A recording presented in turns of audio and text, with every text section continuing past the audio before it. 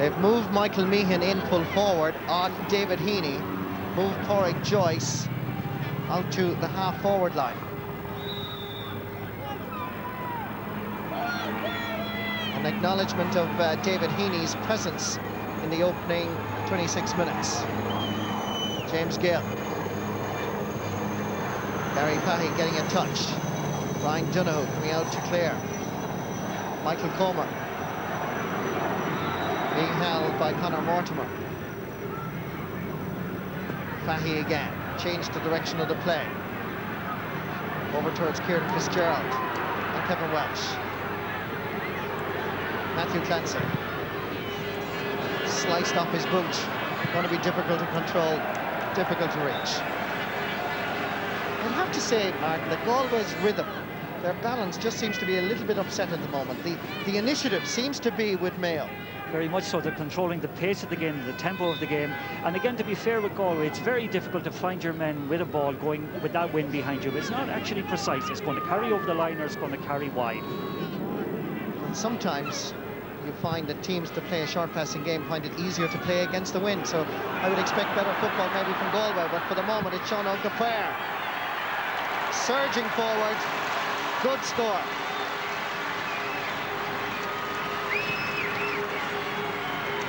The fourth Galway player to score in this Connacht final. Two of the forwards, one midfielder, and now a left half back. Good run here by Sean O'Gapare. Given space, it must be said, and you cannot do that when you have a quality left half back playing against you, but he took his score well.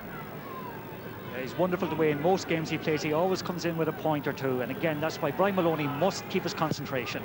Actually, Sean O'G has scored a point in every game now in the championship.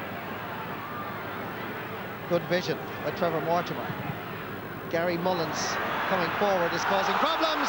Thanks, oh, wonderful save by Donoghue. But the referee has blown his whistle and given a penalty. Absolutely correct decision. A bit of panic down there. Michael Comer realised he was caught and throttled Mortimer before the ball came, and a good decision by Michael Monaghan. But again, let me point out the impact of Gary Mullins. He had a blaster a few minutes ago. He's causing problems and he's forcing Galway onto the back foot, and Jar Fallon is finding it difficult against him. It's wonderful to be young, Marty. The lad has absolutely no fear in playing with total abandon at the moment. This is a very important moment. Penalty for Mayo, facing Brian Donoghue of Clare Galway, playing in his second championship match. And when it's all sorted out, Stephen Carolyn is the man that's standing over the ball.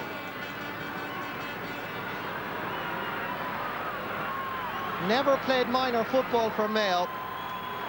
On the team for the last 3 years. Here comes the shot.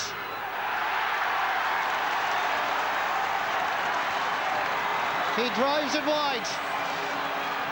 That's a bad miss, really. Bad miss. There was no confidence in that kick whatsoever. He leaned back as he was taking it. It went too high and it went wide. That would have been a wonderful lead up to the half-time had they scored it.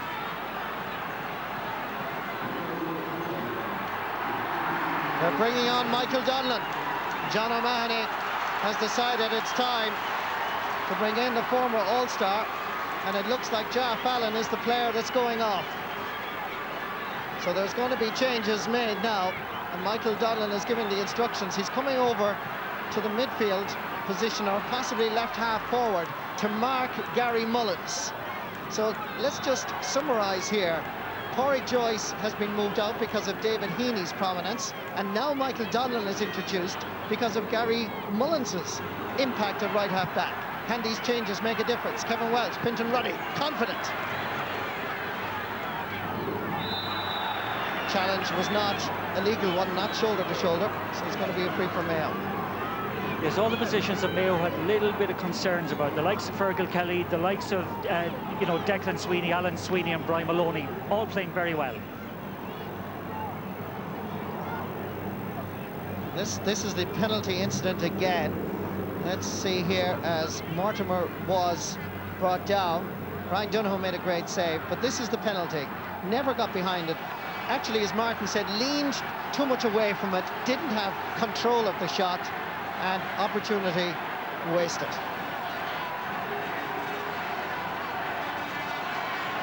Fergal Kelly from Ballyhonus is the player that's getting some medical attention.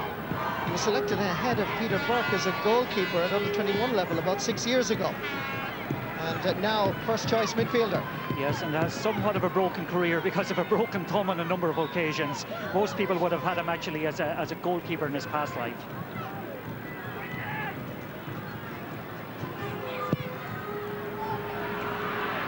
Free by Ruddy over this side. Fortunately, Declan Sweeney can't reach it. Sideline ball, Galway.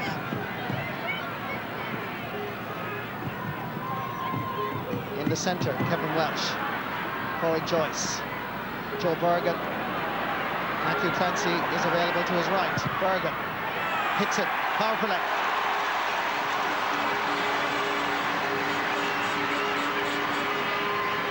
Second point of the game for the big midfielder.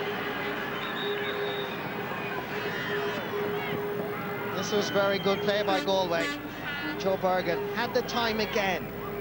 And this is something that Mayo will have to watch. The fact that they're giving players just that little bit too much space. Yeah, and you must credit Galway, even though things aren't going well for them. There's no sense of panic. They're still controlling the ball quite well when they get it, and that's a good score, and they've just edged ahead again. You can see as each year goes by, Joe Bergen's confidence is growing. In time, he's no doubt going to take Kevin Welsh's place as such as the leader at midfield. James Nallen. Well won by Alan Dillon. 3 extra minutes to be played in this opening half. Good running again by Trevor Mortimer. Good defending by Galway. There's Joe Bergen in the thick of the action. Declan Meehan, busy defending this afternoon. We haven't seen him make one of these great runs up the field. Down towards Derek Savage. Little nudge, perhaps, by Gary Ruan, but that's what Derek Savage is looking at the referee. And it's going to be a kick out for Fintan Ruddy. Yes, and I think it's only in the last couple of minutes, Marty, that Galway are starting to play with a little bit of passion and with a little bit of the confidence that we associate with them normally. That probably comes from the psychological advantage they now enjoy as a result of the missed penalty. Very true, Marty. They feel now they've been let off the hook by Mayo. Well, certainly it was the wake-up call maybe they needed.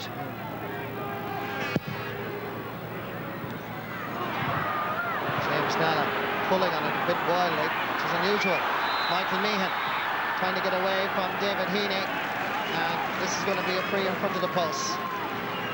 It was interesting there, Mark, that the first ball that came into Michael Meehan, he actually beat David Heaney. Yeah, but what really impressed me was the speed of his turn that time, yeah. Mark. He turned very, very quickly for a big man. Sent over the bar by Corey Joyce.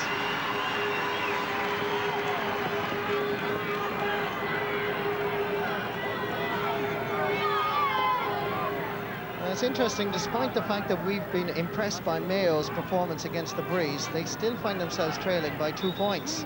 Yeah, they will be disappointed because territorially I think they have done very well, and certainly they've had the better chances throughout the game.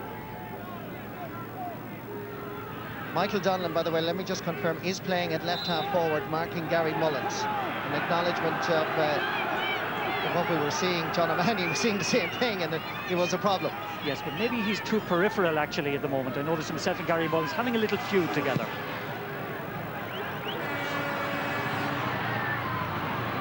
Breaking ball picked up by Alan Dillon.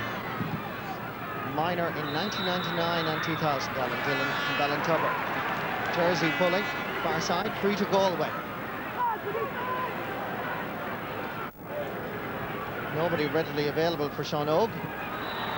Challenge from behind was by Fergal Kelly. Free to Galway once more. Nicky Joyce wanted it long. Instead, it's a good ball in front of Derek Savage. Matthew Clancy in the overlap.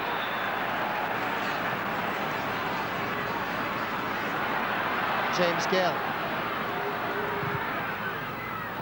Gave it the wrong direction. Kieran Fitzgerald stood his ground. Here's Declan Meehan being chased by Conor Mortimer.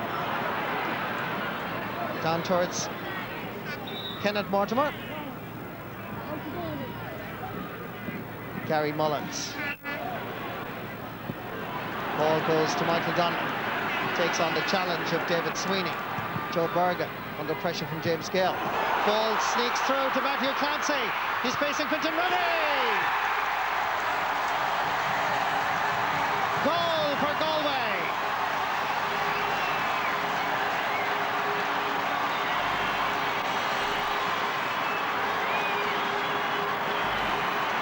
Oak Gerrard's Matthew Clancy scores on the stroke of half-time. We're into injury time in the opening half. Beautiful ball sent through. Mayo didn't control it. It skidded off the surface, came to Clancy. He faced Quinton Ruddy. Look at the way he tucked it away. Beautiful. Yeah, wonderful goal, but a mistake by Aidan Higgins. Misread the ball, but you must credit Matthew Clancy keeping his composure and just slipping it beautifully underneath the goalkeeper. Great score for Galway at a vital time. Advantage Galway going in. James Gale fouled. Free to Mayo. 5-point advantage at the moment for Galway.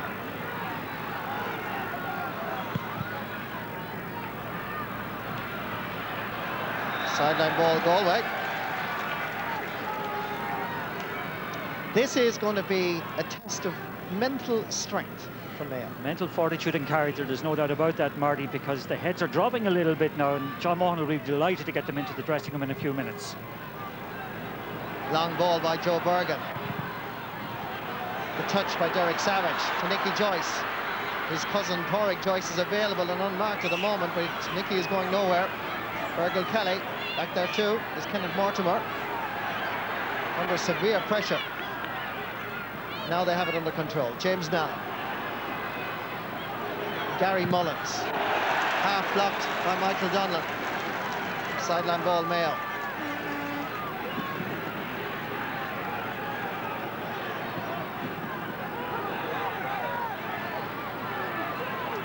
Gary Ruan. Gary Mullins. Slicing off the boot. You notice the changes have worked, in fairness to Galway. They've read the game very well. They have, and I must say Mayo have become a little bit ragged in the last couple of moments, and the confidence got a little bit of a denting from that goal and the penalty miss at the other end. Joe Bergen again. Down towards Derek Savage. Well, it's been an interesting opening 35 minutes here in Pearse Stadium. Mayo, having played against the breeze, looked to be performing very well, but a missed penalty by Stephen Carolan, and the advantage swung psychologically to Galway. And when Matthew Clancy faced Quinton Ruddy, it was a vital moment. He tucked it away superbly, and it gives Galway a 5-point cushion as they go into the dressing rooms here in the new Pearse Stadium. At half-time in Salthill and Galway in the Connacht final, it's Galway 1-7, Mayo 5. Just with a quick glance around the pitch on either side. Mayo, as you mentioned during the break there, playing with wind advantage, and it's quite a strong breeze blowing from one corner of the field to the other. Michael Monaghan, match referee, starts the second half. It was football.